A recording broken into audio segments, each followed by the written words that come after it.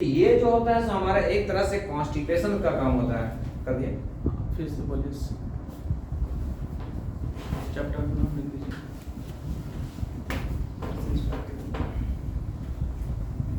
Next topic C15, इसको बोला जाता है लॉर्ड। इसको नाम कम रखा गया। हम लोग जानते हैं कि पहले जो हमारा कॉन्ट सीजर मैटी, सिर्फ उसका नाम था मैटी। इधर सुनिए, मैटी का मेन नाम था हमारा मैटी, लेकिन उसको नाम आगे जोड़ा गया कॉन्ट सीजर मैटी। क्यों रखा गया इसको? जब इटली में कई दूसरे देशों से लड़ाई हो रहा था तो उस वक्त हमारा मैटी जी ने अपने देश को बचाने के लिए अपनी प्रॉपर्टी को बहुत हिस्सा अपने मंत्रियों को दिया था बचाने के लिए, यानी अपना भागीदारी निभाया था कि मतलब हमारे पास ये प्रॉपर्टी है तो हम उसको दे करके अपना देश को बचाएंगे। तो जो वहाँ का अध्यक्ष था लड़ने वाला उसको दिया था। देने के बाद जो बच गया देश था, उसका जीत गया था, तो उस वक्त उसका नाम एक तखल्लुस दिया था कॉन्ट सीजर। ठीक है, तो ये कॉन्ट सीजर मैटी का नाम है, कहता है कॉन्ट सीजर मैटी। मेन उसका नाम था पहले मैटी, इसके हिसाब से उसको कॉन्ट सीजर ऐड किया गया है। लॉर्ड जो बताता है कि इसका नाम बताया था लॉर्ड क्यों रखा गया? C15 को नाम रखा गया लॉर्ड। क्यों लॉर्ड रखा गया है? कहता है इसमें कि इलेक्ट्रोपैथी के आविष्कार डॉक्टर कॉन्ट सीजर मैटी साहब ने सबसे पहले एक असाध्य कैंसर रोग का अंग्रेज लॉर्ड को C15 से ठीक किया था। यानी एक राजा था वहां, अंग्रेज था, जिसका स्टोमक कैंसर हो गया था, जिसको कॉन्ट सीजर मैटी ने वाले C15 से उसको कैंसर को ठीक किया था। उस वक्त राजा ने उस प्लांट को नाम रखा था लॉर्ड।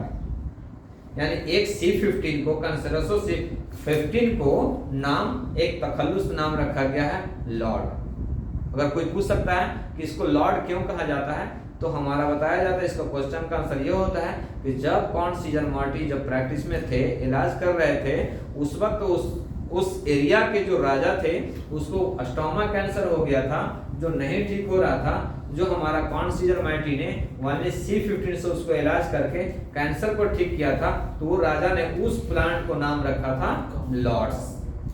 ठीक है, इसको कहता है लॉर्ड्स से ठीक किया था, इसका नाम उन्होंने लॉर्ड रखा। या C15 अमाशय के कैंसर, अमाशय का फैल जाना, यानी अमाशय का कैंसर यानी स्टोमक कैंसर या स्टोमक का फूल जाना यानी बढ़ जाना, वैसे कंडीशंस में अमाशय के घाव, अमाशय की गुंगड़, अमाशय का गलना या सड़ना, यानी कहीं न कहीं पेट से रिलेटेड जितने भी डिजीज होते हैं तो हमारा इसमें C15 नंबर 1 रेमेडीज होता है।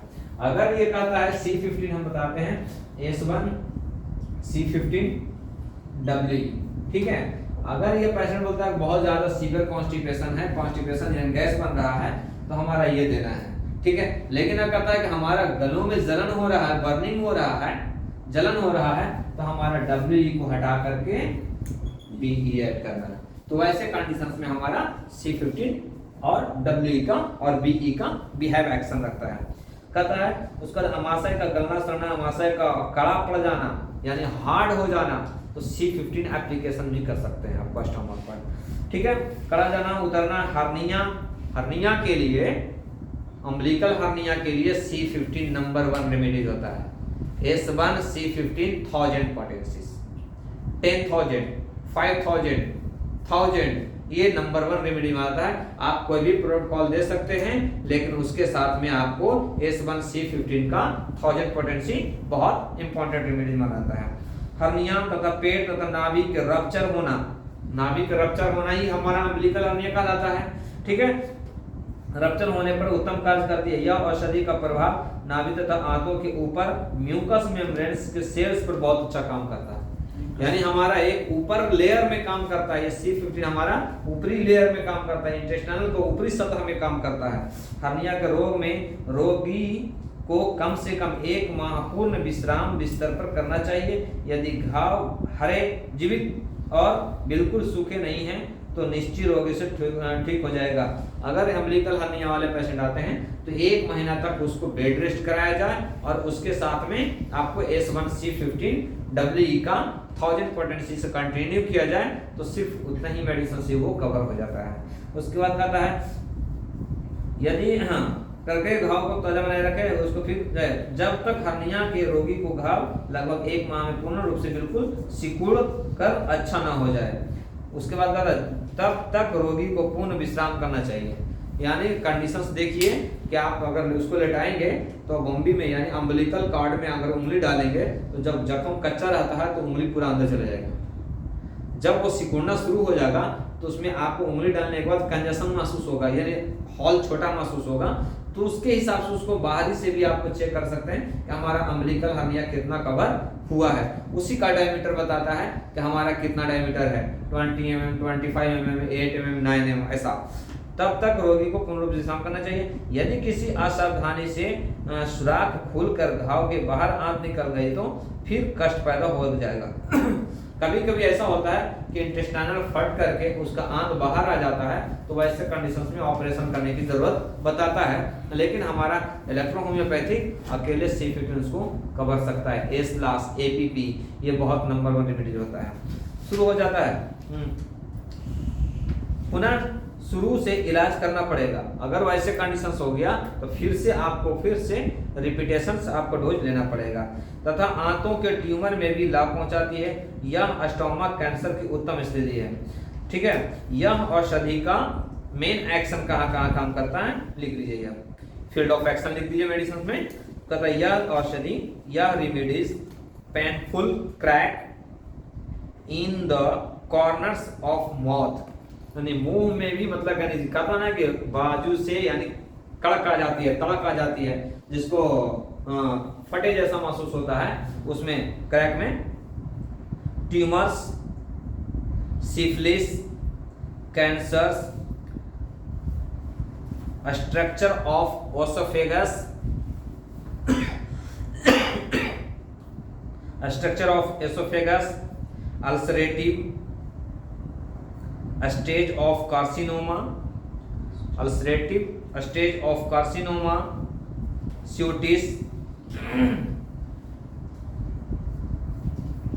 स्यूटिस vein Fisher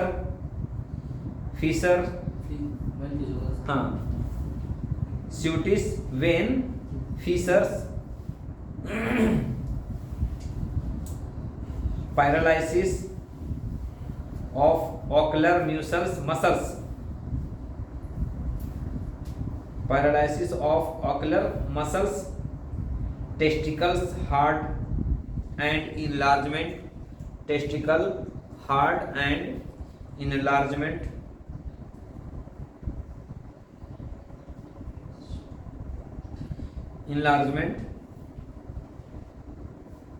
ovaritis,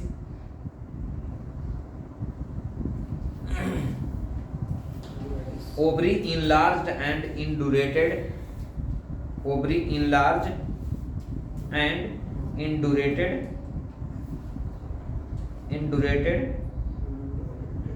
breast enlarged and become painful, menses delay and scanty, menses delay and scanty,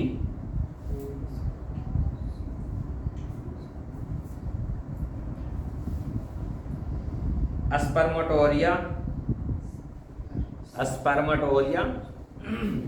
इसका मतलब ये है कि हमारा C15 कहाँ काम कर रहा है, tumour, syphilis, cancer, structure of the oesophagus, हमारे पेट का एसोफेगस का यानी शेप को बदल जाना, यानी स्वेलिंग हो जाना या तो सिकुड़ जाना, यानी हाइपो में आ जाना या तो हाइपर में आ जाना।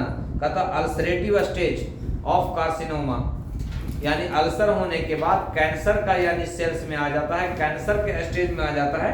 वैसे कंडीशंस में स्यूटिस with the fissure from the corneal pustules, paralytic of the ocular muscles, यानी मसल्स का पैरालिसिस हो जाना, मसल्स का पैरालिसिस बोलता है यानी ऐसा दबाने पर उसको महसूस नहीं होना।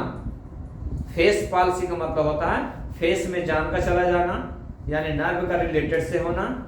हैंड पाल्सी होता है कि हाथ को नहीं उठना। वन साइडेड पैरालिसिस होता है कि मतलब यानी एक तरफ का बॉडी काम नहीं करना।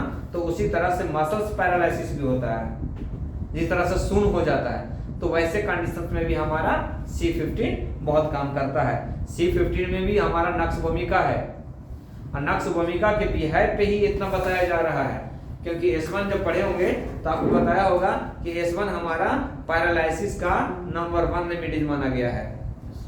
तो S1 हमारा नक्श भूमिका के बिहेव पे हमारा पैरालिसिस पे काम कर रहा है, तो हमारा C15 में भी हमारा नक्श भूमिका 20% है कि जिससे हमारा पैरालिसिस का नंबर 1 रेमेडीज माना जाता है। उसके बाद कहता है ओब्राइटिस, ओवरी का सूजन हो जाना, इन्फ्लामेशन होना, या तो ओवरी का इनलार्ज हो जाना यानी बढ़ जाना। ठीक है। उसके बाद delayed scanty menses delayed scanty यानी मेंसेस डिले होना या फिर थोड़ा थोड़ा बार बार होना। ठीक है। उसके बाद कहता है मैमेलैक्स नैन सुक्रंस hard painful to touch spermatorrhoea, और ये हमारा क्या होता है स्पर्म को भी आपको ड्यूरेशन को बढ़ाता है, काउंट को बढ़ाता है, जिसके कारण से हमारा इनफर्टिलिटी में भी आपको ये विशेष केयर करता है। ये जो था हमारा C15 था। और किसी को अगर C15 या C13 या C10 के बारे में पूछना है तो पूछ सकते हैं। अम्बिलिकल हर्निया में दे सकते हैं या इंग्वाइनल हर्निया में दे सकते हैं? इंजनल हर्निया में भी दे सकते हैं, लेकिन उसके साथ में S3 C3 ऐड करना है। अगर अम्बिलिकल में है तो आपको S1 C15 करना है। C15 में बहुत प्लांट है, अभी बताएंगे उसका पूरा डिटेल बताएंगे, तब आपको बताएंगे। अभी C15 का कंप्लीट ले लिए, थोड़ा टाइम बच रहा था तो इसके लिए मतलब अभी प्लांट को डिटेल नहीं कर रहे हैं अभी। रोक देना। हाँ रोक दो।